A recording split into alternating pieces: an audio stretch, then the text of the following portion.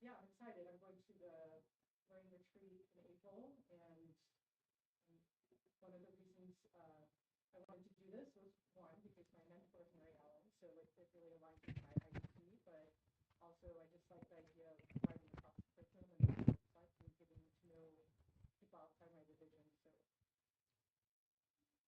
cool. And then you get to popcorn somebody. oh, popcorn cake. How did I know? I'm going to take my video off. It's telling me my computer's running slowly if I keep it on. So I'm Kate Hope. I'm starting a learning community in the fall with Fernando Romero in psychology, and then I'm going to be doing one with Renee Rude in reading with first year comp for both of the classes. And I'm also going to the retreat in April. Looking forward to that. That's it. I will no. All right. Let me turn down my speaker. So my name is Miguel Fernandez, and I run a LC with Beth, General Business 151 and English 101.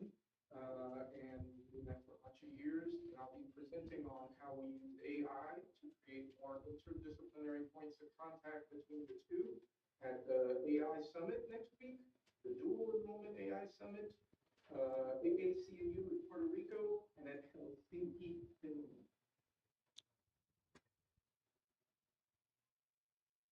I will popcorn and.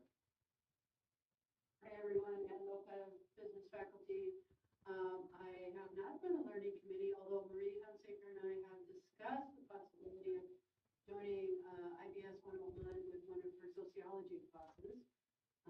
So hopefully we'll get some time to talk through that a little more. I'm just here to kind of help you and support you guys through travel authorization for the learning community retreat in April in North Bend. And I'll popcorn to Michelle.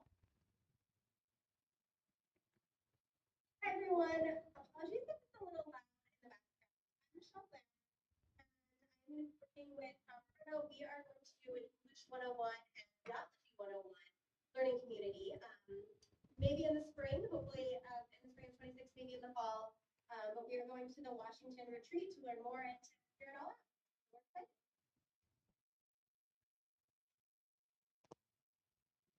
And who's left to popcorn? Oh, sorry, I forgot popcorn. Everyone on my screen looks like has gone. Jessamine? Yeah. Hi, I'm Jessica Patton. I'm in the scheduling and curriculum office. I'm so sorry to be multitasking, but I should be in downstairs in about 15 minutes when I finish this thing. But I'm here to help you get all of your learning communities in SIS and make sure all of your information is correct and that registration runs smoothly. Happy to answer any questions about the sausage of scheduling and learning communities. And then are you, Miriam? Yeah, I meant had you gotten to share yet? I didn't think you had, right? Okay, so yeah, go ahead. And you don't have to unmute. They'll be able to hear you here. So yeah. Okay. Hi, my name is Miriam Zamilla. I'm comm faculty. I'll be doing my first LC with psychology, Alyssa Bear, this fall semester. So I'm very excited. Yeah. Cool. And then you can popcorn over. My popcorn to Probably this. Hello, everyone. I'm Deborah. I'm Deb. We're just doing basic introductions. So yeah, but they probably all know you. Yeah, right. So then you can, what's something you want us to know about you? I'm passionate about what we do, and I believe in all the high impact practices that we provide here. Cool. And then you can popcorn to Chris, I guess. So. I'm Chris Ryder. I am education faculty. I teach a learning community in the fall with John Dean, storytelling education course in English, and I'm the former co-coordinator for learning communities and regular at the National Learning Communities Conference. Yeah. Cool. I think that's everybody. Is there anyone who didn't get to say hi? I think it's all. Well, I'm Greg, but that's just me. I'm you guys know, most of you know, should know that I coordinate LCs with David now, and I started last year coordinating with Chris. So it's fun stuff here. I'm so thankful for everyone being here, and we'll. I know I want Anne to be able to, if she has to, pop out. So we do want to give her a chance for those of us going to the integrative curriculum planning retreat to be able to get through some of the things that she's put together materials wise for. So we're going to jump right into that, but you can scroll through the agenda if you'd like for a few more details and resources. And then at the very bottom, if you haven't yet, go ahead and just put your name down here to indicate attendance. But yeah, and if you want to go ahead and jump straight in. Okay. Greg, are you gonna share the doc or should I share my screen? It's probably easier if you share your screen as you talk, maybe. Does that make it easier for you, or is it easier for me for you? No, I just gotta figure out what screen it's actually on, so. I've got three Yes. monitors here, so let me figure out which one it's on. Okay. And while Anne's pulling up materials, just so for most of the things that the big events that are beyond our college, Anne has done a great job over the last few years putting together the instructions for the travel auths, how to submit them, how to make sure you have the right information and all that fun stuff. So it's just one of the things that we're really thankful for that she puts together for us, whether it's the National Learning Communities conference and working through the details of that, and sometimes helping us find the schedule when we can't for the conference, and in this case for the retreat in April. But go ahead, Anne. Okay, so David shared the link. I created a shared folder that not only has these notes that I'll go through pretty quickly, but also a lot of the documentation for you guys. This conference is a little unique in both the lodging and the location. So I've actually already talked to fiscal to make sure that we're on the same wavelength of what they would accept in terms of expenses for this. So I feel like I've done some pre-work for you guys to make that process a little bit smoother after it's approved by FPG. But after talking with David, I'm assuming everyone is going to be traveling on the Wednesday before the conference, just due to when it starts on Thursday morning. So when you go into FMS to create your travel, there'll be several different lines that you need to add, which is probably a little bit different than what you're used to, because usually we have a registration and we have a lodging. But this conference is unique in that Thursday night, the lodging is included in your registration of the $400. I assumed with a lot of this stuff that you wanted a single room if you want the lodging and you're going to share a room because maybe you're trying to maximize your FPG funds. You could choose the other option that's in the registration cost and then just change the amount. But you will then need to add another line for lodging for Wednesday night because that is listed as a separate fee by the conference. And so what I've given you is a list of my recommended expenses for your travel. Feel free to adjust to what makes sense for your travel needs. Reminder, your budget is $3,750 for the year. If you're unsure of how much you have left, you can just shoot me a quick email and I can look it up real quickly and let you know. But you want to make sure you have your registration and your lodging. I put a sample airfare in the shared folder. I just chose American because then it allowed me to put the baggage line too for you. And what you want to make sure, the biggest thing that we check for when your TAs come through is your airfare quote, departure and return dates match your start and end date on your travel authorization. So those two dates need to be the same.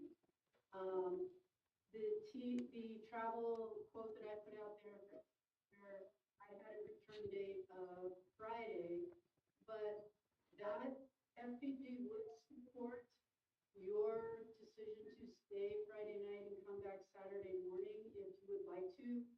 Because the rule that we follow is if you cannot get back to Phoenix by 9 p.m., we will authorize another night of lodging. And I know it's cutting it really close with where that conference is located.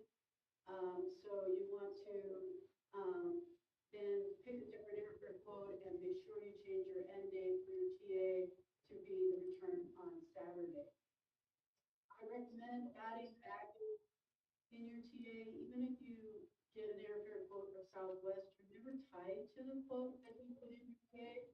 So it gives you the option, maybe you found a cheaper fare on American and now you have to pay baggage. As long as it's in your TA, you can get reimbursed for it. If not in your TA, you can't get reimbursed for it on the back end. You want to make sure you add parking and that additional night of lodging. And then I'm gonna go down to ground transportation, because that's kind of the tricky one with this conference, and that's what I wanted to, talk to Fiscal about. A lot of times FPG kind of frowns on rental cars, but the location of this conference, really the most economical way is to use a rental car. So that's what I put in, built into yours. And here's my recommendation. I know, David, you are getting a rental car for sure. And so maybe some of you will be like, well, I'm just gonna hitch a ride with David because we're gonna be traveling the same. It really is good practice for you to put the rental car expense into your TA. So let's say David gets sick and can't go, and he no longer is able to rent that car, and you don't have it on your TA, you can't ask for that reimbursement on the back end. You can, in your expense report, just say, I didn't rent the car, and it'll just, the encumbered funds will go back into your FPG budget for the year. So it's kind of a safeguard, kind of the same thing if you're sharing a room with somebody. You always want to ask for the full amount in case that person needs to back out from the trip for any reason. So I've given all of the documentation in there for the rental car, because FPG will require,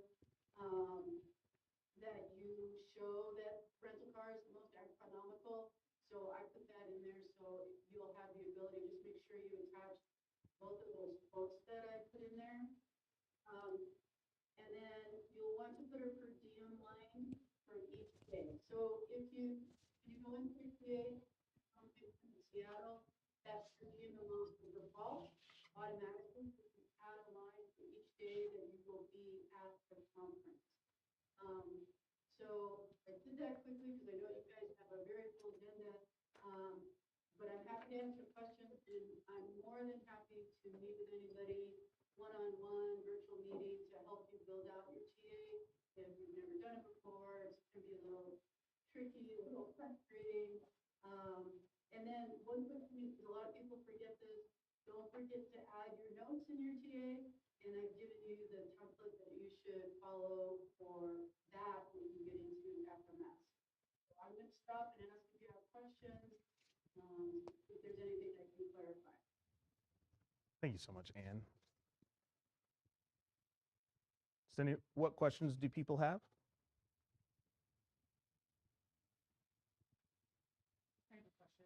Can we do per diem that Wednesday, or is it just the day of the conference? So your per diem should be for every travel day. Okay. And if you, so on your TA, I always recommend do the full per diem, don't adjust it. I know the conference states that there's included. When you do your expense report, that's where you break it out and you would say, well, I didn't need breakfast or lunch, I just needed dinner, and then it will reduce it by the amount. That's appropriate. And then one last thing I forgot to mention, if you are staying Friday night and you travel perhaps back more towards the Seattle area, your lodging that night will be limited to the state accounting manual for nightly lodging. And so I put that note in my travel notes for you guys, because that will be the maximum amount that you can request for lodging for that Friday night, because you're no longer at a conference hotel.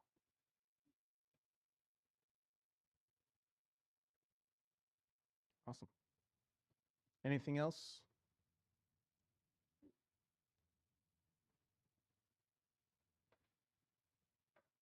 Cool. Thank you so much, Anne. It really is, you're a constant support. We know if you have questions. Good luck. Thank you. Yeah, so I think just generally being involved in learning communities has made me better at these. And I always sometimes paperwork is not the coolest thing in the world, but when it comes to getting things paid for, it's kind of nice, even if seems like a headache at the time, right? For the same reason we tell students to spend 2 hours doing a scholarship, because that's $500 in 2 hours. It's nice to do, if it's any encouragement. But cool. Well, so just, I guess, real quick, since we have so many people, I'll give a reminder. Some of the great things about learning communities, the thing that we have the committee meetings for, the things that we plan for, kind of just to frame it, is learning communities have two major things that they do for students. When we get them in cohorts, let them take classes together, they're more likely to develop a sense of belonging, connectedness, and even in some of the interviews I've done with them, they develop this almost leadership quality of trying to connect with other students because they know what it feels like not to feel non-isolated, I guess. And so when they get back into a class where they feel all alone, they start reaching out to others. So that's one good thing when we're just to kind of frame why learning communities are so cool. The other part is when we're integrating the academic content, it helps them learn it better. And so those are two really great, really strong emphases or benefits that students get, and that's supported by the national research. It's why it's a high impact practice. And I just wanted to throw that out before we jump into some of these other things.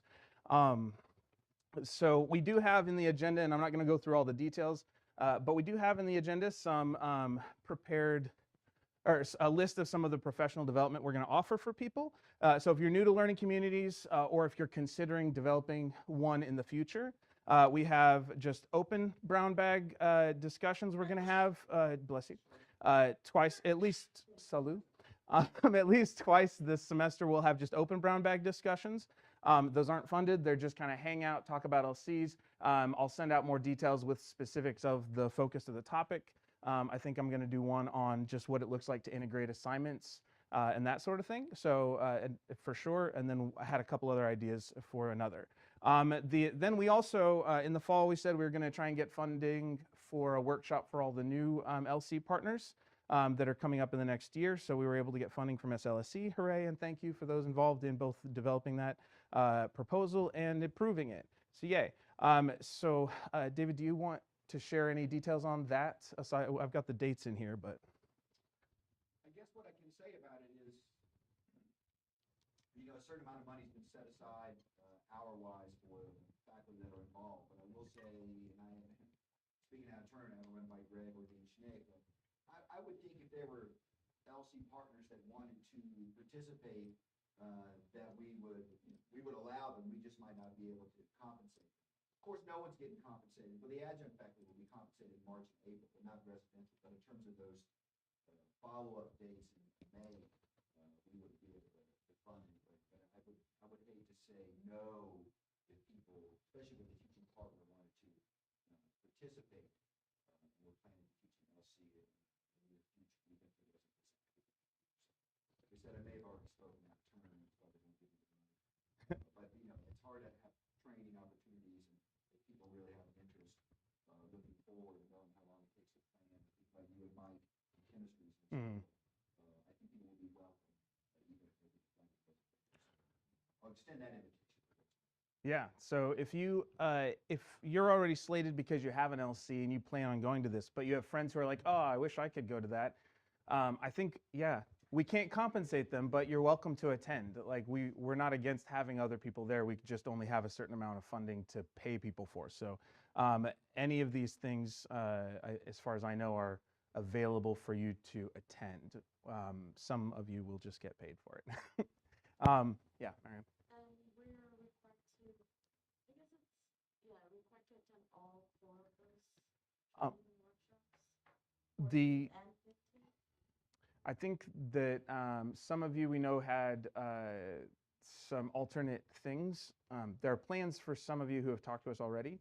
But David, do you have more? I mean, what I'll say is an example of your particular instance is, one, she's got a partner that's on sabbatical and is not allowed to come on campus for the March and April dates. So there's that the hiccup there. And there's a couple of other instances. Let's say Fernando is going to be in Italy May 14th and 15th. And so, some people are getting their hours in terms of the mandatory training for brand new LC faculty some combination of those hours and what will happen at the Integrated Learning Planning Institute. Tom, for instance, is going to miss these because he teaches geology in spring, and guess what? They do a lot of field trips, and so they got some field trips planned. In your case, Miriam, I know both you and Alyssa, though maybe not as partners, but you've been through the training before. So in my mind, and that's not the only thing that matters, but in my mind, you've done the required training as a new LC faculty, right? As Miguel was coming here with a new partner. I'm like, okay, Miguel's done the training. I don't really want to make sure he gets into 16 hours. It's great if he gets to work with his new partner, that you get to work with your new partner, that you get to get compensated for working for your new partner. But I'm less concerned with, let's say, keeping track of your hours in terms of a requirement, as opposed to, pick on a Maria or Kate or Michelle, or who are brand new to LCs, and I want to make sure they got those hours that we've bought in out. And anything you can't attend, we do have those alternate brown bags that we could talk through. And also, I think me and you have met, and Alyssa have met separately already, right? And so whether it's before or after, if like the two slots don't work because they're during the semester, like connecting over the summer as you guys are planning with me or David, totally an alternate option is to make sure we're accountable to that time and that effort. Yeah. Just trying to understand. Should read my emails more closely. But so the LC training workshops, we have to go to those, correct? Those are the ones slated for people who are funded for those. And then, but you're saying that in this one, we can possibly do a brown bag? Send us an email so that we can figure out the best thing to make sure that we have the accountability to the funds and everything. But that's my initial brainstorm, yes. Well, and you're going to be part of the retreat. I mean, you are going to spend Yeah, an entire that's true. Thursday You're already at the Friday retreat too. with So. Mary Ellen, your partner there. So you're going to get, if I'm counting hours, for 16 hours for a brand new faculty teaching LCs, you're going to get your hours, right? That's my thought. I mean, I want to go to all the business. As will Michelle, right, who's going to be there, right? As another example of someone who's going to put in extra training time with a partner, right? But for the same reason, if someone were sick on like March 21st and couldn't make that, it's not like suddenly you can't get anything else. We'll figure out what you need and what needs to happen so that we're also accountable like we should be to SLC. I mean, we've got a past Canvas force shell that will put people in, Yeah. for instance, in the case of you, Miriam, and Alyssa, for her to be able to know what we're doing each week, and to be able to read the assignments, to interact, or maybe not be here physically, that'll be there, right? So there'll be a place for kind of documents to be stored, for you to submit some of your deliverables, right, as far as that goes, and for the people who maybe can't be here physically, to still be able to do some of the activities on top of the interaction with me, Brad, etc. Yeah. So just let us know if something does come up so that we can work with you.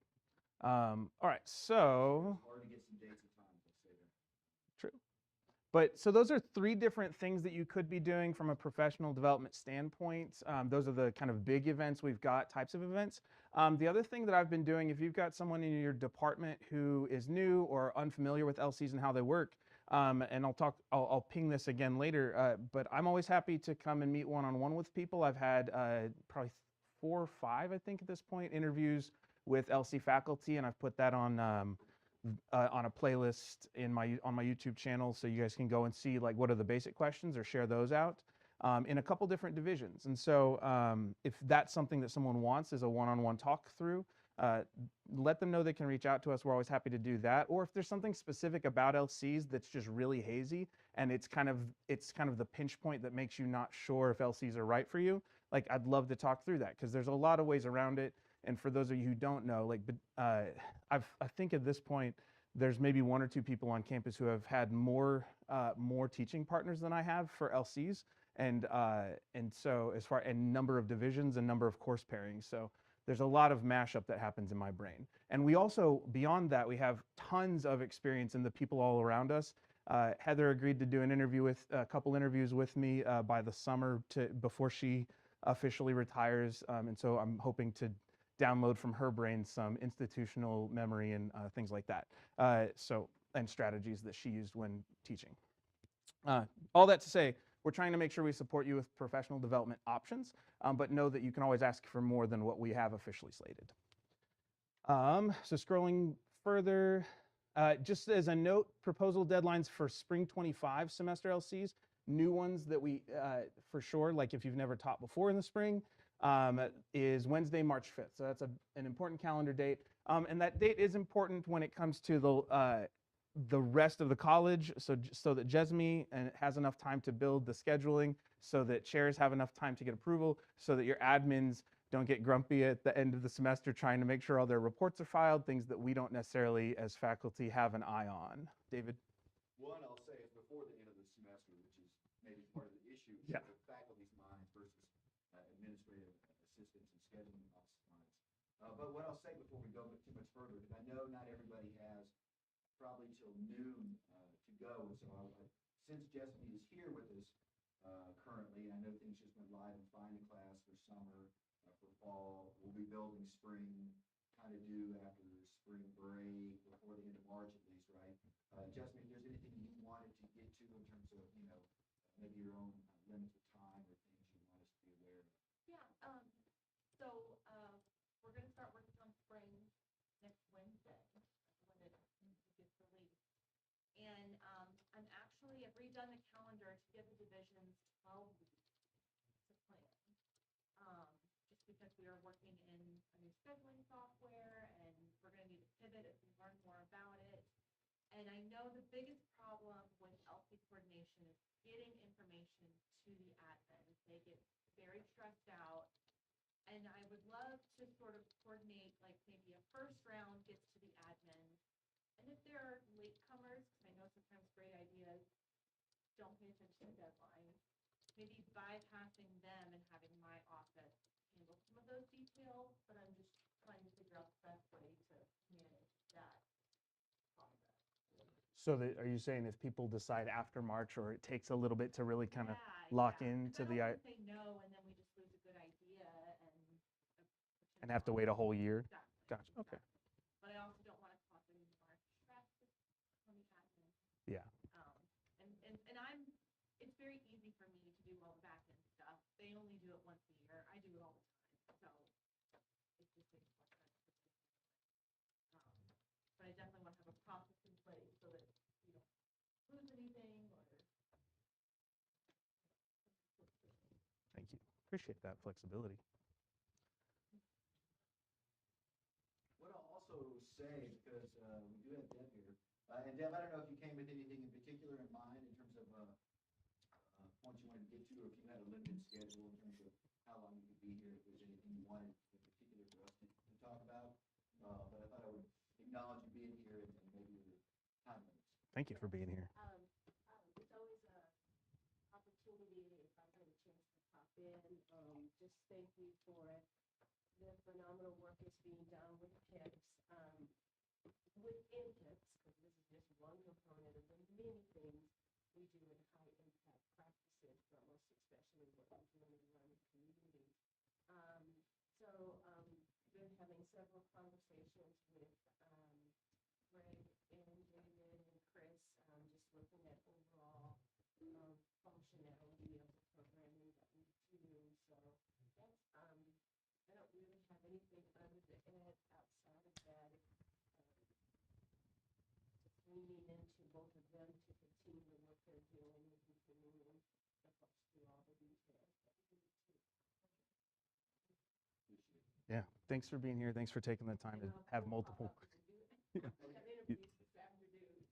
Thanks for having, being willing to have multiple meetings with us throughout the fall and spring.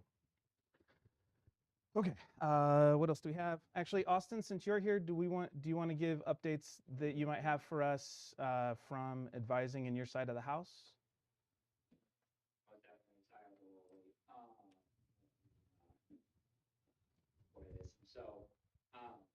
Right now, yeah, enrollment doesn't start until the 3rd for priority registration, and then open registration starts the Monday after spring break, so March 17th. And so last semester, we saw a lot of students doing their own communities, and we've addressed, I know Greg and Dave and Chris and I will address this on the back end, but just how it pops up in the class. Sometimes after a student may drop out of the learning community and it might show like an English 101 for the second 8 weeks. But other than that, students enjoy the learning communities from when I talk to students that are in it. And they never thought taking an English 101 or Math 151 learning community would be something they ever thought they would do, but students enjoy all of the learning communities that they're a part of. And I also just wanted to come in today too and just see if you got any questions for the advising side. So that's really all I had. So when you're advising, do you prefer that we provide you with a handout or some kind of information about what our LC is about? I don't know. Because I know like a lot of students might come in and not know what an LC is, you know? So How do we advertise it to them? I'll share just on that. We end up, we do have an LC like 1-pager or 2-pager, like a quick reference guide that we give out to enrollment and advising, so that everyone from the welcome desk to the hardcore advisors, like Austin, so that they have a list of all these things. But if you have a more extensive blurb or a more descriptive thing, we'll talk more a little bit about marketing. But as far as that goes, they do get kind of the basic information, like here's the title, here are the things, the courses, those sorts of things. We do send them that. Yes. Sorry, I just figured I'd make it easier that way. Other questions for Austin about advising or things you want to make sure advising knows about your LC? Dave? I had a question for Austin in the sense of trying to maybe do some planning, or training even, I don't know if that's the right word, but some work between current LC faculty, especially ones teaching this fall, and advising. And to think about if there's a way, we've talked about this in the past, so this is not familiar, but for faculty that are interested and that are around in the summer, when you guys get to that most busy kind of crucial point in July, kind of having some type of whatever, us being able to be on hand and be helpful and productive in a way, but also help gear students towards those LCs. And so, anyhow, I know that faculty in the past have had an interest in doing that, and I know there's been some talk, but it's not. Things have changed over there. It's had some different, iterations in terms of how you guys meet new students and the process. But I think people would still be interested in that if there was a place there. Yeah, most definitely. I'll bring that to Allison again. You've all had talks with her in the past about that. So in our next one-on-one, I'll bring that up to her and see if we can make that crossover between faculty and staff and how we all can potentially assist us, especially, like you said, in July and even into August, for those students that wait till last minute to come in. I'll keep you all updated, but I'll bring that to Allison and see where we can possibly get started. Austin, the other thing with that in mind is maybe a check-in with the training you guys do, the getting together you guys do typically on a Friday, but something maybe before the semester ends with enrollment services on a bigger level, just to kind of share with you the plans for the fall. So we do have some new learning communities added to the schedule so that people are kind of aware of that, and if you have new people that have questions that we can address those. So maybe something unrelated to the first ask, but maybe related in terms of the continued collaboration between areas. So just two things. Well, and I'll say part of my update is I do have, at least for enrollment and enrollment services in the welcome desk, I've already got March meetings scheduled with them once we have the 1-pager all squared. But Austin, I don't know if advising would that be a separate meeting to schedule, or do you guys do those Friday, like March 21st meetings too? We do our meetings on Friday. That's why I was coming late to this meeting. But we do Friday meetings.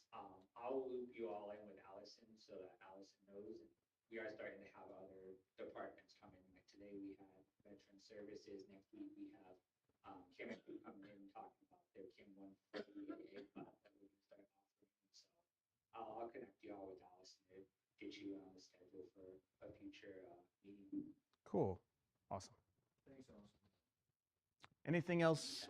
Anything else we can have Austin pass on to advising, or questions we have of them?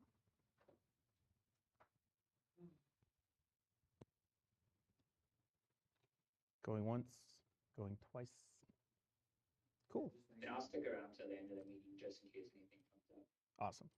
Yeah, maybe you can steer us through that decision. All right, so I did, as I said, I've got, so we've got advising and, enrollment services and the welcome desk. And so I do have, I did schedule meetings with Suzanne Chesney's team in enrollment services. So I'll be going in and just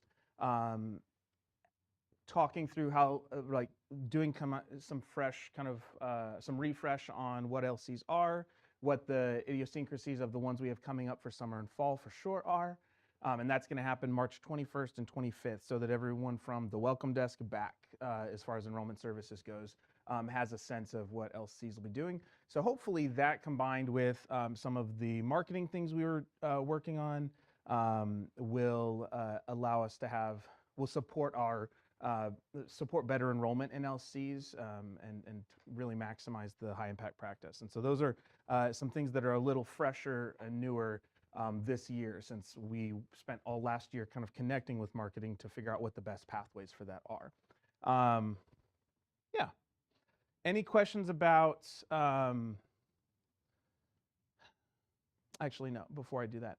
So as far as marketing, just some quick things. I do have the link there for the playlist interviews with students. Whether you want to go there and have fun clipping things that you think are meaningful and sharing them with students, or whether you want to share from that playlist the faculty interviews that I have there with different new faculty to LCs or people who are kind of trying to figure it out. I'll be continuing to add to those as part of the marketing materials, either to other faculty or to students. But you can share those in class. You can share them in just a regular announcement if you want, as we get closer to registration for the fall or in the middle of it. And then one thing we can do, we found out, marketing's fine with us posting things to social media and tagging CGC's Instagram account, for instance. So that kind of, that takes some of the pressure off them to have to cultivate everything. And then we can, so feel free if you've got social media and you want to tag CGC with things about students or things about LCs. Yeah, we're allowed to do that. If you're not sure if it's a high enough quality or whether it's whether it's the right thing to do, you can always send it to me. If you do have, if you just have raw materials like a brief description of your courses and what you plan on doing, I can try and work those into a media post as well, and then you don't have to worry about it. You can just send me the basics and I'll play with it. What else do we have for marketing? You'll probably, if you have LCs that are slated, you'll probably get an email from me in the next couple weeks just confirming, hopefully before spring break, just confirming that everything on your LC, that the information I have on the one pager looks right for your LC, that I don't have the times wrong or the modality wrong or something like that. But yeah, so those are the things with marketing. We will also try and use the bathroom flyers as far as register for an LC by Friday, just for fun, because they need an action item on those. We can get people to set out sandwich boards. We haven't tried that in the past, but we might start doing that in April if we can get, if all things work like they should. But those are the things marketing-wise we have. Let me see if there's anything else. Okay. What about like FOI, specific FOIs, if we could put it in like the So if you want to send the one pagers, or if you want to send, if you end up writing up a blurb for your LC, like that's totally fine. So if you want to send it to your FOI leaders who have the Canvas shells, and like the more we can send this out, the better. And there's sometimes I'm not cool enough for some people for them to pass things along, but you all are way cooler than me. So if you have materials, or if I build the one pager and you're like, ooh, this will work, and you want to send that on and see if they'll send it because they believe in you, then you're always welcome to do that. So yeah, definitely.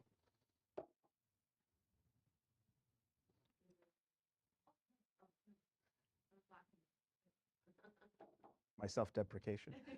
David. Just a maybe reminder, and I put it in the chat, but for anybody teaching a new LC this fall, since Find a Class went live this week, I would go in and maybe double check your notes. Mm.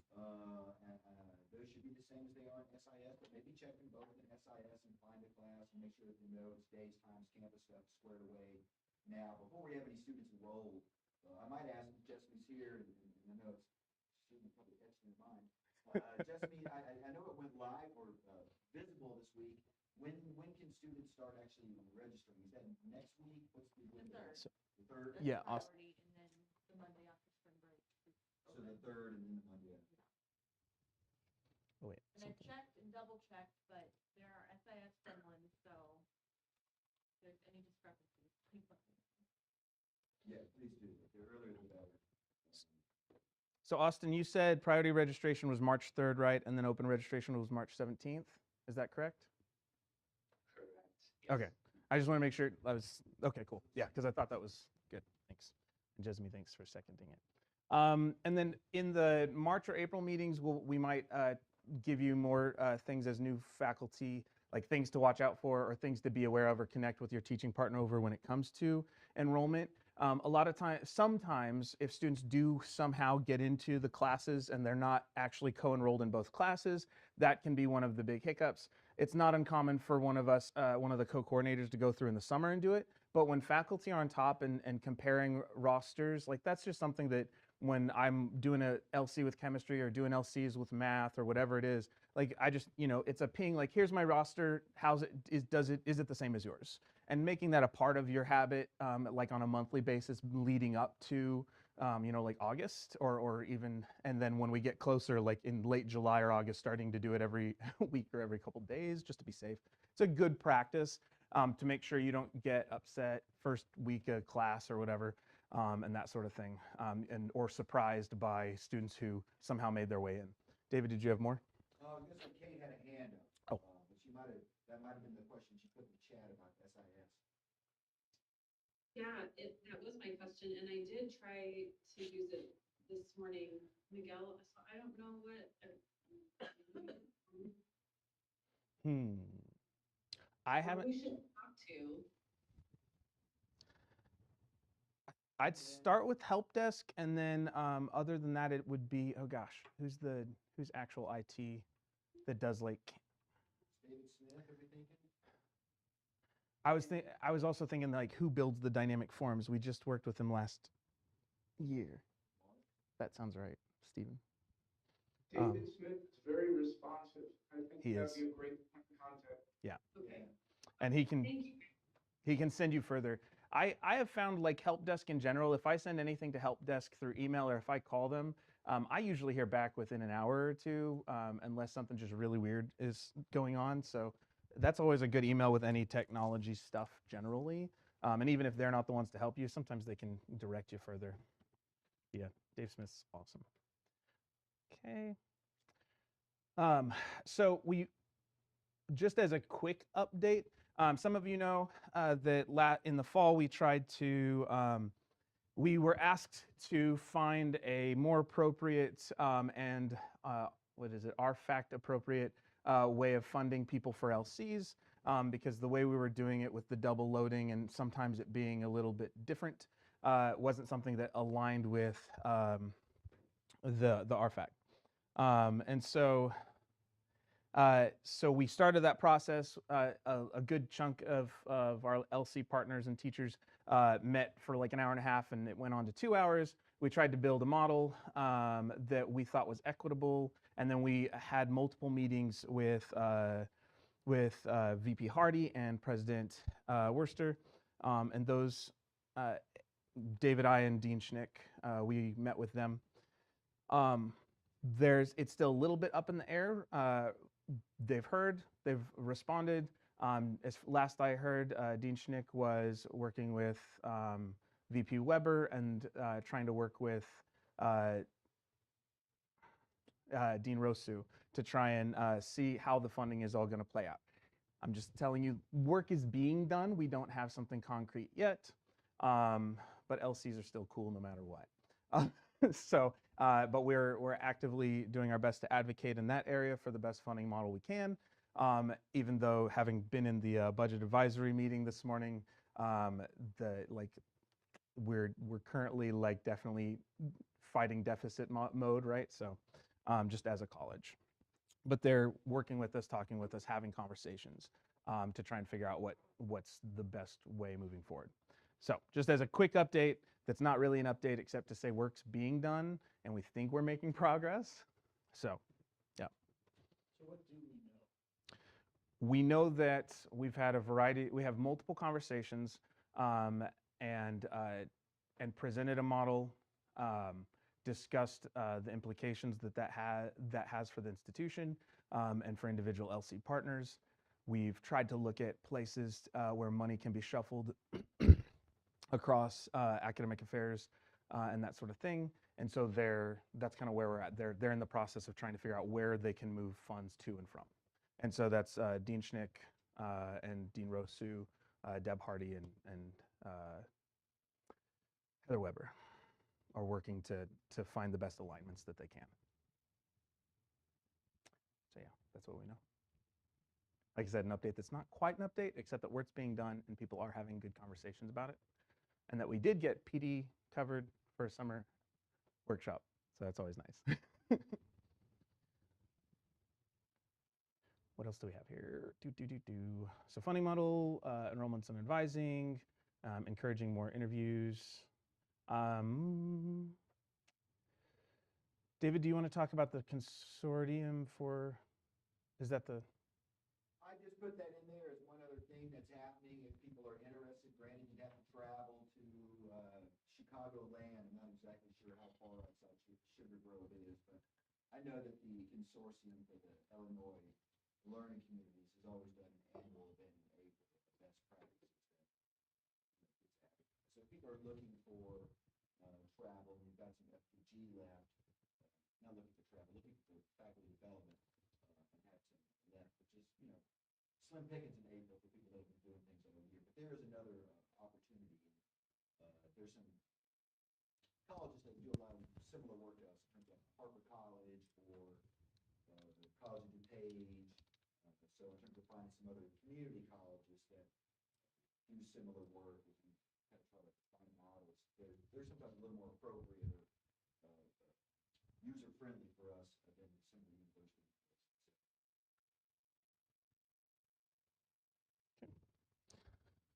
Other things that you can do nationally, we've got the National Learning Communities Conference. It's usually in the first week and a half of November, so 3rd to 5th.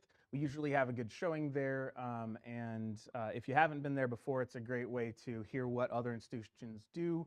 Sometimes they have student interviews like we shared in, I think, December at the December meeting. But they also have, there's just a ton of people who have been doing learning communities for a long time from every branch of college life. So we've had people who are resident hall, like RAs, or who run learning communities in living learning communities. We have people who show up who do all the scheduling for their college. We have people show up who are advisors, people show up who are program administrators, VPs and deans, and tons of faculty too. And so whatever branch or portion of the college you support LCs, there's usually someone else at the college, or at the conference who you can connect with and kind of cross the streams with and see what kind of ideas they have, or people who have had deep conversations in that. Does anyone, I know we shared a little bit in December, anything about just participating or trying to think forward to National Learning Communities Conference for those who have attended or sponsored it in the past? Proposals are open, and I think people, including, and I'll say this as encouragement for those people that are putting together new learning communities who might first think, well, I don't have anything to present, right, because I haven't done this yet, and I'm only doing it this fall for the first time. I'll say don't let that be a deterrence. I do think that they're open to kind of a, works in progress, or, just kind of how people got to where they're at, and of course, an update on where you might be in November. It's going to be November, right? You're going to be 12 weeks in the semester. You'll have a sense of how it's going, right? So don't think that you've got to get something completely underneath your belt to put a presentation here. I will say it's a fairly friendly audience in that respect. And so, don't feel like you're going to be super hyper scrutinized. But if you're looking for things to put on an IDP, FEP, certainly a great opportunity. But also it gets a friendly, supportive audience, and so, and I think some of the proposal reviews are in the room. So, I won't say it right. Any questions about conference, or also by Mary Ellen if you were still here? I added it there in the chat, but there is that thing that NLCA is hosting February 28th. Is that next Friday? Yes. Next Friday? Yeah. And I will say, even if you can't make it, I think Miguel had expressed this, maybe Kate or someone else had expressed this. Register for it, because I think that one, it's going to determine one of the enough interest to hold it, but two, they'll record it and they'll send it to those people. So even if you know you're not going to attend it, maybe register, and that might be worth checking out. I'll already say that my thoughts are that because it's university folks, four-year college folks, it may be a little less relevant to us, but I don't want to deter you from that either, because those of us going to the Integrated Learning Planning Retreat in Washington, the Washington Center is one of the hosts, and Julia, one of the presenters, is the director of the Washington Center. So, you'll get a chance to meet her. You'll probably see her at the retreat. So it'll be a nice opportunity for that. And they've been, for those who don't know, the Washington Center has been connected to Chandler Gilbert or vice versa since before I was here. The first president, President Hesse, had ties to the Washington Center. And so we've been collaborating with them for many, many years, pre our involvement with it. So it's a nice introduction to some of the maybe values, for lack of a better word, that are part of the learning communities for those of you just gathering around the Kool-Aid and wondering, if you can sit there. And the other thing, if you're thinking about the April integrative workshop in Washington, is it doesn't have to just be for you and your teaching partner. One part of it is we've got a big enough team going that it's also part of big picture planning for learning communities at CGC and possibly the district. Like, what can we do to continue growing LCs here, and what can we do to try and draw more people in across the district and support them, since we've had a pretty successful run of it, and some people have had fledgling starts and they died for a variety of reasons, and sometimes just because they didn't have the expertise anchored in the faculty and staff that we have here. I mean, I'll add to that in the sense of, like, it was the first thing that I was, in terms of my own training for learning community, was integrated learning. And that was like, it's learning and community. And the learning part of learning community is integrated learning. And then the community part is usually for us much more familiar in terms of the community building that we do in our classes already. But I do think that it has been core to our kind of approach to learning communities here. And it's been so kind of instrumental in a way that we were thinking back when Dr. Peterson was still here, thinking about the default experience that's part of the conversation with Student Learning Success Council. We kind of knew that a learning community, as much as we all love them, it's not going to probably be the default experience for our students. One, because of cost right now, but two, there's a lot of fields of interest where maybe just the scope of courses is a little too narrow to be able to get the enrollment for it. So we were thinking that integrative learning, we found a way to kind of, what is that, right? It could be one of those default experiences. And it's kind of what led the college to being a little more focused on high impact practices in general. And it's the reason there's a Student Learning Success Council. I mean, that was going to be the Integrative Learning Council before it got that name. It's why Anna Lesky, if I say the last name right, has her position, is because we saw a need for integrative learning. Maybe that was the thing that was the link between all those high impact practices. I'm not sure everybody agrees with that, but that was part of the idea, and even behind that council. So it's certainly been kind of at the core of what the college has done with learning communities for 20 plus years, and so it's a good place to be involved. And the Washington Center has been a part of that the whole time too. One of the reasons I thought, maybe this would be worth an exploration. Yeah, and as far as and I you know, I think when you said like part of that conversation was the last time you went to Evergreen, right, David? So I think now we're at a place in, yeah, that as we're thinking about, you know, RLC is going to be the default experience at this point, and I'd say they aren't yet, but that was also part of the reason for developing kind of the LC on ramp, so that it's not just the one type of LC we aim at, because some faculty, like David said, won't be able to do the most intense and kind of best fully content integrated co-taught cohort usually and that sort of thing, but that we have all those steps along the way. So if you aren't familiar with the on-ramp, I did include it if you're a potential partnership or if you're trying to figure out, but that's down there as a reference, just to jump ahead of myself. While I'm talking about tools, and then I won't come back to it. We do have reference items and data tools, so there are some national research if you want to look at them. There's also the potential partnerships the LC on-ramp can use that tool to aim at and see what's the best fit for their class, for their, you know, if you've got a friend who's like, ooh, we should do an LC, you can go, okay, what's most feasible as a starting point? And then, you know, and aim at like thinking three years out and say, what's the first semester look like? We can throw something like that, a common intellectual experience, together in a week, as long as the, you know, our classes are at all related scheduling wise or content wise, and so on and so forth. We also have data tools that we've worked with IR over the years to get, and that's everything from like a heat map dashboard to see who else has or what the best times are for courses or fields of interest, and most importantly, the updated top paired courses tableau, which, like I said, I've done interviews with faculty and talked through like what the features are on that. If you want to go see more, you can go look at the playlist of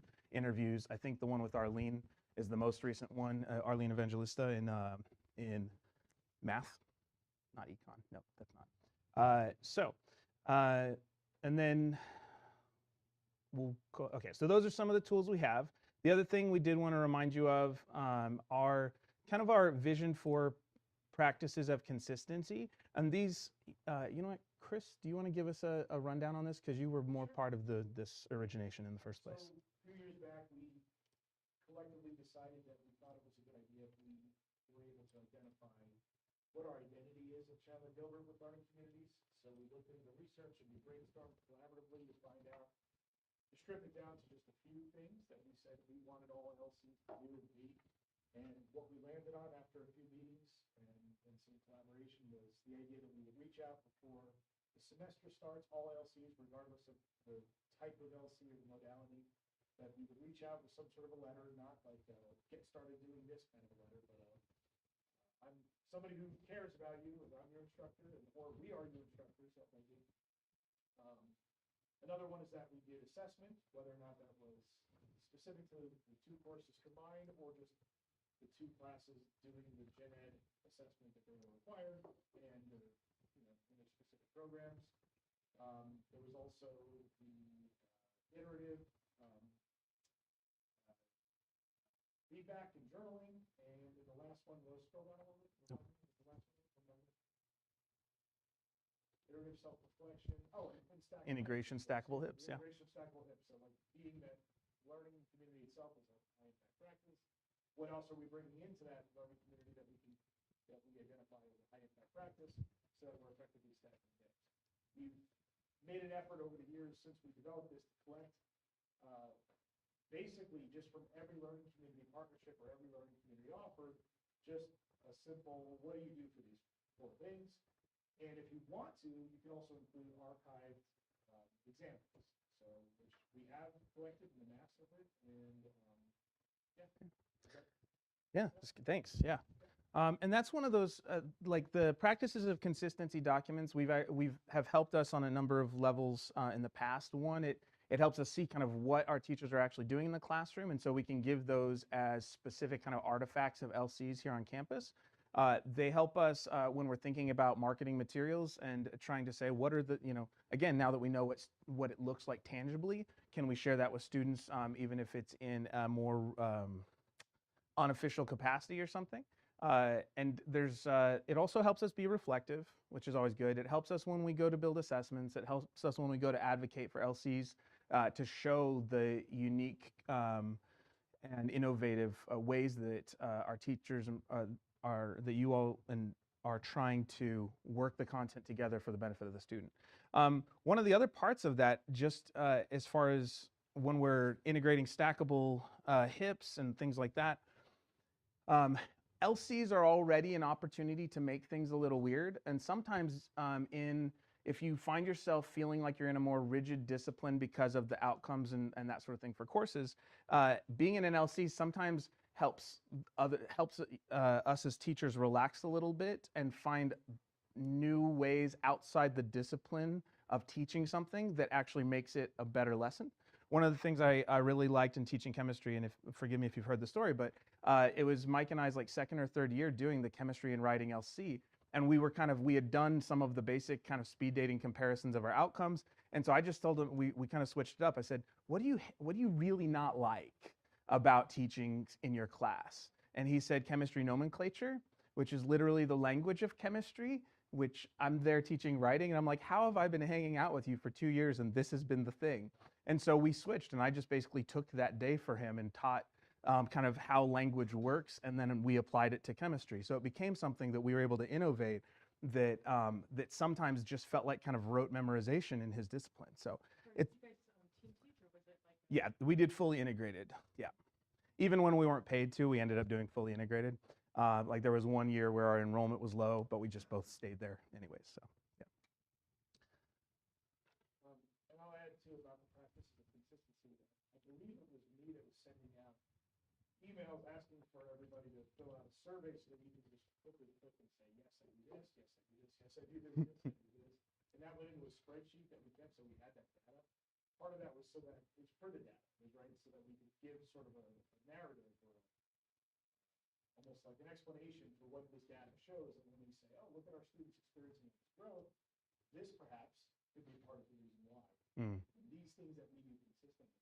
The other thing that I'll add that's maybe more subjective is that while these things are asks on behalf of our committee and agreements that we all want to do these things, whether we want to continue doing them or not, while it might be on top of what a regular class does, that's what learning communities are. They're more than what a regular standalone class does. So to me personally, I like it, but not being at the helm of the committee's position anymore, I understand that that's always something that we can continue to have a conversation about whether or not we want to continue, or do we want to expand, or reduce, or change, or whatever. I'm, just the guy. So. I think these things, I mean, I already do the first two things I listed, but the thing, I had a question that was different, I wrote it down, but. No, you're good. for I just changed. Maybe I misheard you guys, but do you have to do a shared assessment, or just you're doing assessment in general in a class?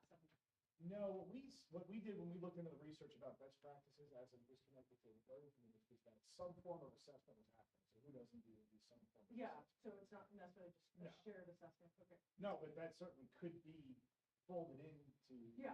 But at the base level, all of our courses have Chairman Gilbert. Of course, like I already. Yeah. Assessment, so Yeah. I just wanted to clarify that, that's all. And there have been some seasons where we've designed specialized assessments specific to the gen ed, like personal development outcomes or the communication outcomes. Yeah, and I could see that Yeah, with like yeah. psychology, I'm doing bias right now. Yeah. I'm looking at where we are, and so I'm like digging deep into bias, and with the class, I could see that happening, but we assess on some level of that. And I think that when we first developed these 4 pieces of ideas or 4 ideas, I think there was some people that felt the desire to maybe evolve that to that point where we come up with a general, assessment of some kind, which I think is cool. But at the base level, we were saying at least all those 2 courses should be participating.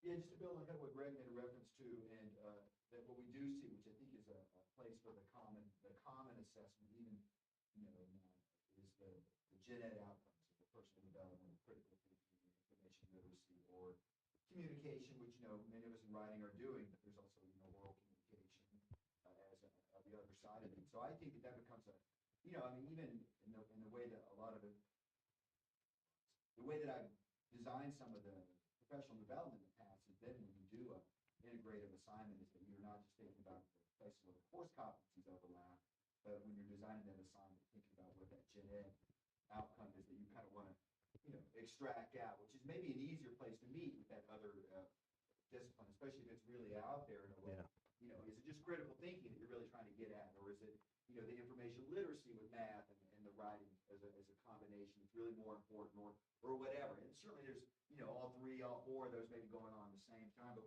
kind of what your guys' agreed focus is, I think that becomes a place where you can do that shared assessment, in a way. That's what is a bottom line, you know. Or you want to, Yeah, we're doing a team. you know. Cool. Any other questions for anyone new about practices of consistency or even the kind of the data tools and that sort of those sort of resources we've provided there before we shift to more open discussion? And I'm sorry that if it feels like a lot of delivery I've of got one information. thing, Greg, that I was thinking about before I got off on the shared assessment part. But I know this came up when we were in Chicago. I think when you and I and Dean Schnick were sitting down and doing a little planning. And I think one thing that maybe he mentioned related to practices of consistency that I think he'd like to see us in terms of the addition or the development of, not more necessarily, but something more specific, is kind of with the development of purely online LCs, which are kind of now a thing in a way that they used to not ever be a thing, and thinking about, is there something that needs to be added to practices of consistency that somehow helps with, you know, what that looks like? Because we never really had purely online LCs, Yeah. you know, and is, and maybe there's not, but is there something that needs to be added in there to make sure that those are meeting some kind of expectation for us as a learning committee? So maybe that's a place where a little of that could be evolved. Yeah. Before I forget. Other questions or comments about practices of consistency or the data tools we have? Let's see.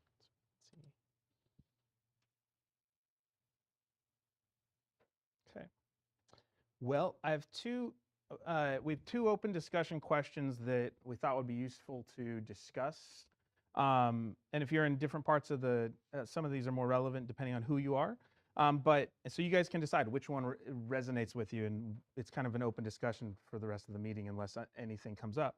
So it's either what can we offer as professional development, like maybe topically for more experienced members, for those of you who get, oh, we're co-teaching, or oh, we're aligning a grade book, or oh, we're creating a common intellectual experience, but maybe there's more or something specific that's come up as a challenge that you struggled to engage with, or that second one, how can we continue to expand learning communities at the college or support sister colleges in the district if they're interested? Because I've had a few people reach out. I went and visited Mesa last year and talked with some of our friends at, I think it was Gateway, in the fall at the conference. So this is kind of an open, oh, I see Miguel with a hand up. Thanks, Greg. So two things. One is about marketing LCs, and the other one is about creating a default culture of the LCs. So for the marketing, originally I had a new LC called Humanities for Working with Machines, which was going to be ENH 110, focusing on speculative fiction and AI consciousness and then sociology, but it didn't work out.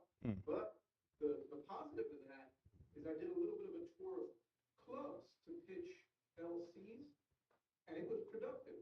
I got 6 students in my English 102 from visiting coding club and mentioning LCs. So things that are like for psychology club, I don't know if we have a psychology, several different things, might be a great way to create some marketing presence for LCs.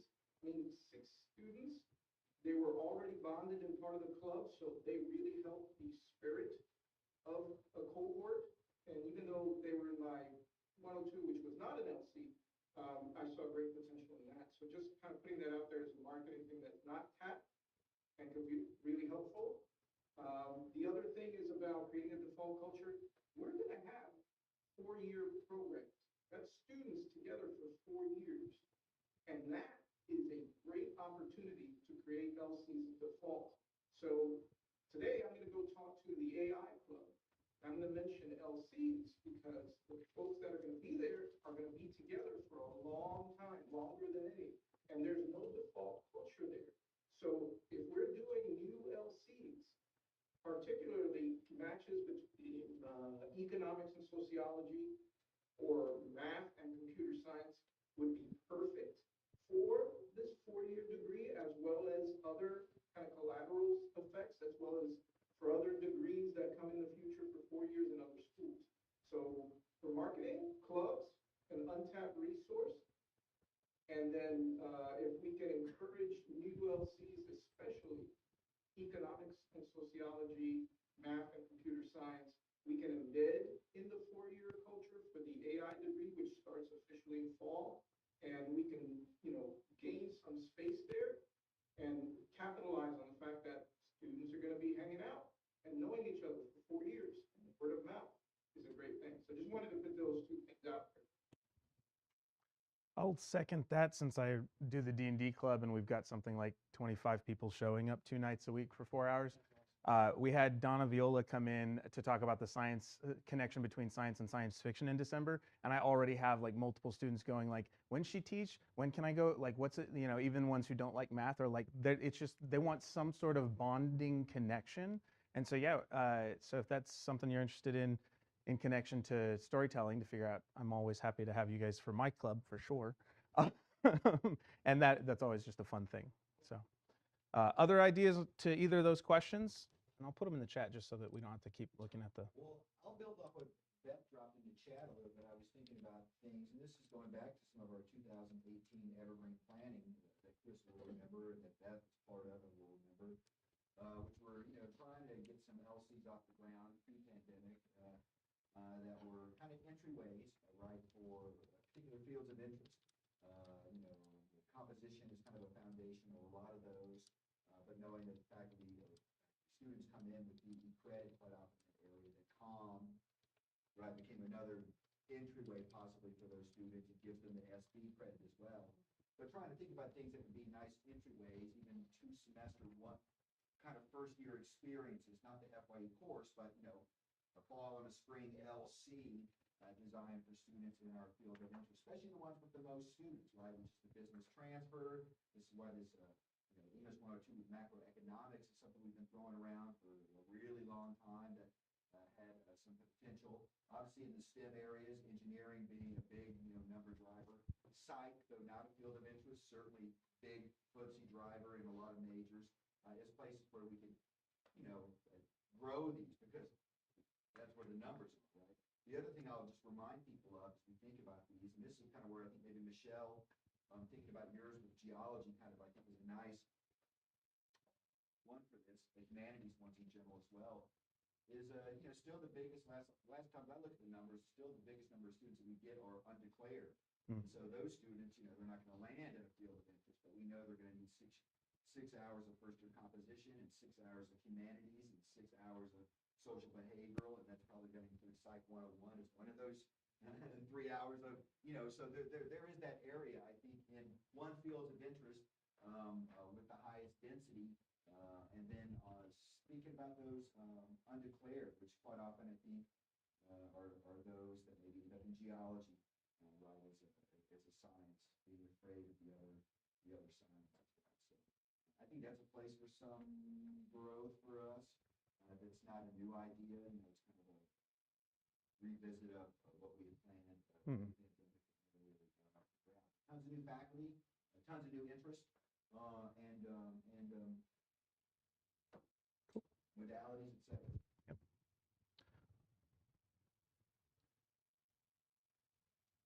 I think like for someone who's a visual learner, like maybe a workshop is one of the questions I was like,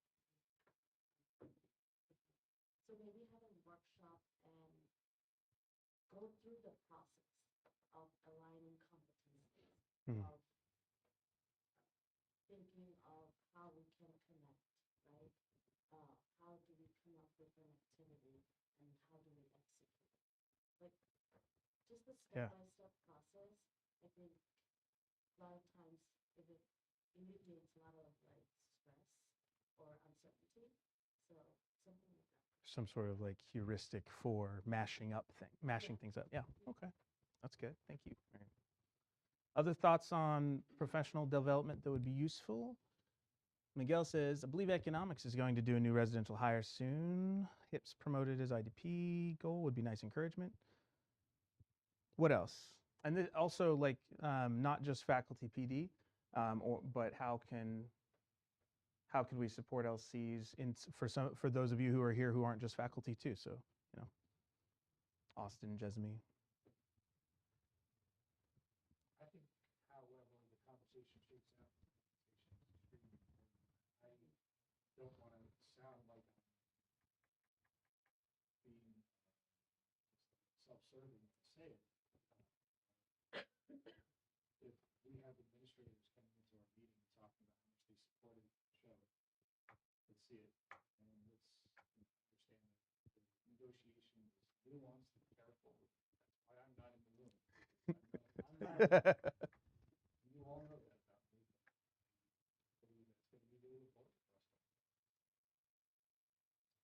And I will say, my previous institution, we offered 120 learning communities based on a field of interest. And it was a college goal. And Georgia Gwinnett College, outside of Atlanta. And it was on the books that we did it, but was it successful? We didn't get any additional pay. Mm. It was a lot of work, and we took a lot of disappointed and upset faculty. So I think that's really, really important. And that's a hard tension, right? Because we want to make sure that people, if they're doing more work, that they get paid for that extra work. And there's the tension on that is that sometimes like we're like David and I and Chris and Dean Schnick are advocating hard. There's also the like at some point we've got to look at the big picture and say like to offer as many students LCs as possible, we've got to figure out how to best allocate resources, which is a tough thing. So it's a tension because we want people, so we've either got to find a way to make it not more work or find a way like where it's a more natural process in your teaching, or we've got to find a way to get a bigger pot of money. And those, so we can work on both of those at the same time. Yeah, but it's an absolute tension where, you know, the saying like drinking the Kool-Aid of LCs, when I first got here and started coming to meetings in like 2016 as an adjunct, was all like Belinda Ramos was big on saying that almost every meeting. And so there really is, so some part of that is really believing in the value of what we do and really recognizing that it's good work that we do. And that can be put at tension because we don't want teachers to do good work and not get paid for it. So we have to either make it more efficient for them to do it, or we have to find better pots of money to grab from. There's two possible ways of looking at it. Other thoughts on either of these questions, or any of these three, because I opened it up for new faculty, new partners too.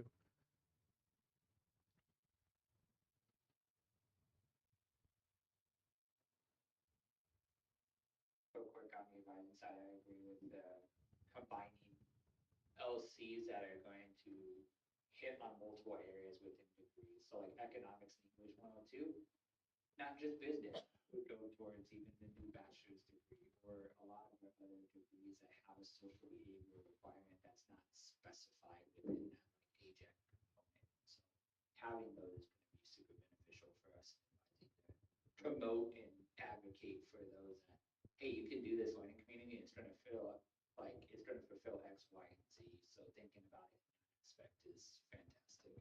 Thanks, Austin. Austin, one thing I'll maybe ask you to do, and Allison was part of this when we took a team to Evergreen in 18, and Ryan came, you know, the time before in 2012.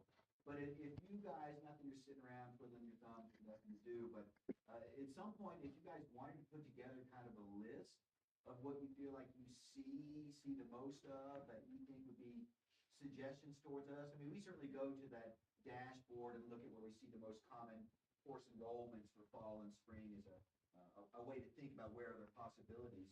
But if there are things like you're like, man, I wish we would have had one of those, and then all of a sudden, you know, the end of 2 weeks, you're like, man, I wish we would have had, you know, you just said that a dozen times about something. If there were combinations that you thought just seemed like, you know, money for lack of a word, you know, that you could pass them along to us, and we could try to find the faculty to put in those places, you know, so that there are those there that we're somehow missing because they don't seem obvious when we look at that dashboard about common course enrollments, right? It's not English 101, 102, so it's not, you know, on our map as English faculty. So if there was something you wanted to push forward after talking to your team, or the next time you see a bunch of students come through, summer enrollment, and want to give us kind of the wish list of what really would have been great if we'd have had that. Yeah. I'm sure we could find faculty interested in those things, literally. Especially since we often have cycled schedule, like so much of our schedule does stay fairly consistent. And we've worked under the assumption that a lot of those things have stayed the same, right? That the SB is always going to be Psych 101 is the number one thing, and COM 100, 110, being the other, or whatever, you know what I mean? So we've got some assumptions as faculty that, one, are probably just not right, and then two, even if they were right, maybe have changed over the time as, what we offer and who our students always evolve. So that has always been one of the great benefits of your area, is to give us the eyes and ears of what's really happening on the ground versus maybe what we're seeing happening in final classroom enrollment. Yeah, I'll bring that back to the team. I know with the AJEC being redone as well, it's Right. gonna change here anyways, but yeah, I'll bring it back to the team and we'll get some suggestions over to you all. Just to ping Michelle, Kate, any ideas on what you think you might need as you're developing your LCs? I mean, I'm still waiting to meet with Fernando to do some planning, and so I don't really have a sense of that, of anything right now. But I think we're good. I agree. I'm also good. I think Tom and I are going to do a lot of planning in Washington, so we'll know more then. Cool. So just for everyone, if as you dig into these questions, if you think about them and chew on them, if any ideas come to mind, you're welcome to send us emails and just let us know what the tension points are. Even if you don't know how to put it through in a question, you can that might give us a starting place to try and solve a problem for you. So just if there's or send a tool that we didn't think to send, because some of us are space monkeys as far as it goes. With that, any final words, thoughts as we're getting past time here? I'll say, for anybody that's interested in that integrated learning curriculum planning retreat, that I've been in communication with them a lot this week, because the deadline for early bird, I think, was Tuesday the 18th. And at that point, they had, I want to say, 2 seats left.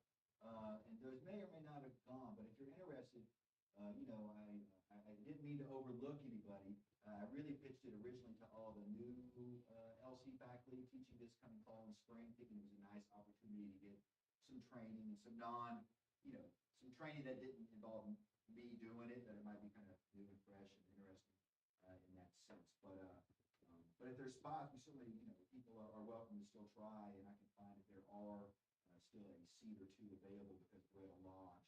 So let me know if you want, if you're interested and we overlooked you, we've got the FPG available.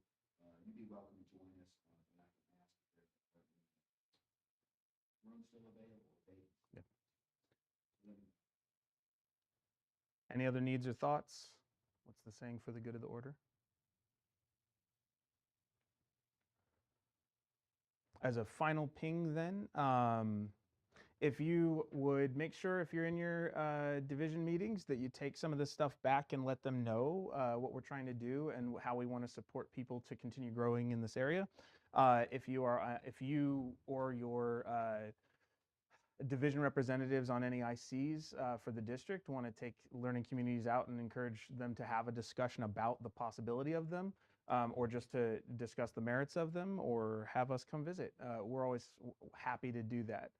So just send us emails on what you think might be useful, whether it's on an individual or a larger meeting scale, and we'll do our best to accommodate you guys. But yeah, keep pushing forward and doing it. And thank you all for your good work to support students. Absolutely. If you think your IC could benefit from a 10-minute blurb or a 30-minute guided discussion, sure. Let me know. All right. Have a good one, everyone. Thanks for hanging out the whole time and showing up.